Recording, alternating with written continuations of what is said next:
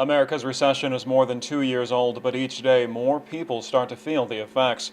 From job losses to a continuing wave of foreclosures, Americans are finding themselves with no money and with no place to live. California continues to lead the nation with one of the highest rates of unemployment and one of the highest rates of foreclosure.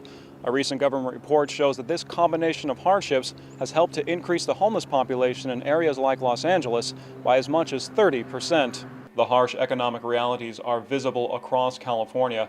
A consistent unemployment rate of 12% is pushing people out of their homes and onto the streets. It is difficult to make ends meet, definitely, but you do what you can. Sometimes it's enough, sometimes it isn't. Norman Church is one of the estimated 50,000 California homeowners who lost their home to foreclosure in July.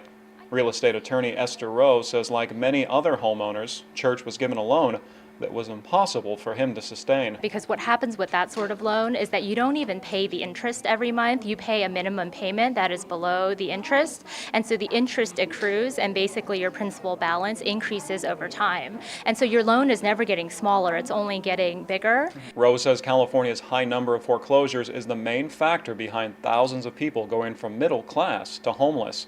And she says in a lot of cases, people are losing not just their homes, but their businesses as well. People's businesses are not doing very well, and certainly when the housing prices went up, people would take out home equity lines of credit in order to support their businesses, and those home equity lines of credit are also tied to or secured by the home. For the newly homeless in Southern California, most are choosing to live in their cars or recreational vehicles.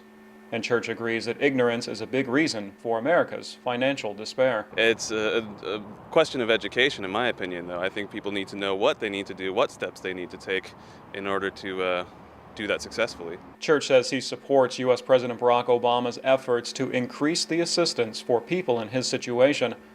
However, he says he's concerned that if it hasn't happened by now, then it might not happen at all.